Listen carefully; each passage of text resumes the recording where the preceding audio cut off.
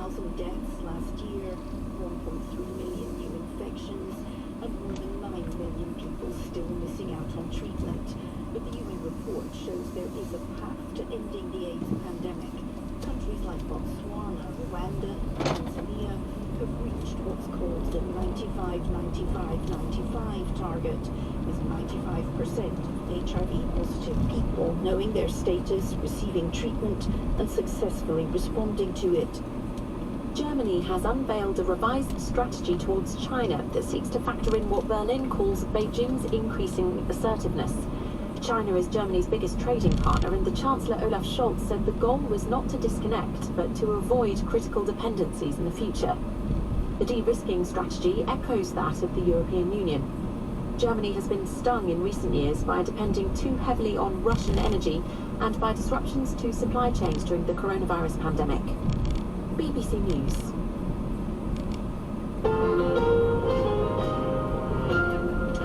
Hello and welcome to News Hour. It's live from the BBC World Service studios in central London.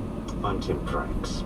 We're going to begin the programme today in Southeast Asia and Thailand, where a very fundamental question appears to be on the line today. The question is, what future does democracy have in this country of more than 70 million? Parliament spent the day debating whether the man who won the elections in May should become Prime Minister. You might think the answer to that is pretty simple. Yes. Peter Lim-Jeroenrat, after all, and his pro-democracy coalition trounced the military-backed government. Except the Conservative establishment has dug its heels in, using Mr. Lim-Jeroenrat and his Move Forward's party promise to reform the stringent laws prohibiting public criticism of the royal family as a pretext to withhold their support, with members of the unelected Senate either abstaining or voting against him. One of those senators, Kitisak Ratnawaraha, explained why. If our country were to have a politician who creates conflicts by supporting the youth of the nation to break the laws and violate Thailand's lèse-majesté law, then that person shouldn't be allowed to form a government at all. It was an argument echoed by a serving Thai minister, Thanakorn Wangboonkonchana. We don't support Mr. Peter and the Move Forward party in forming a government. Our stance is the same. It's because he has an idea to reform Section 112. That's all. There's nothing complicated. If you can get the majority of the votes, then you can go ahead and be the Prime Minister.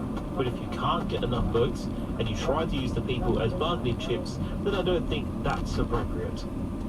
Section 112 that the minister was referring to is that lèse-majesté clause in the criminal code that, as it puts it, whoever defames or insults the royal family can be jailed for between 3 and 15 years. Well, as it turned out, the opposition did garner enough votes to block Peter Lim-Jeroenrat. He fell 51 votes short. He promised to try again in a vote next week, as he explained outside Parliament today.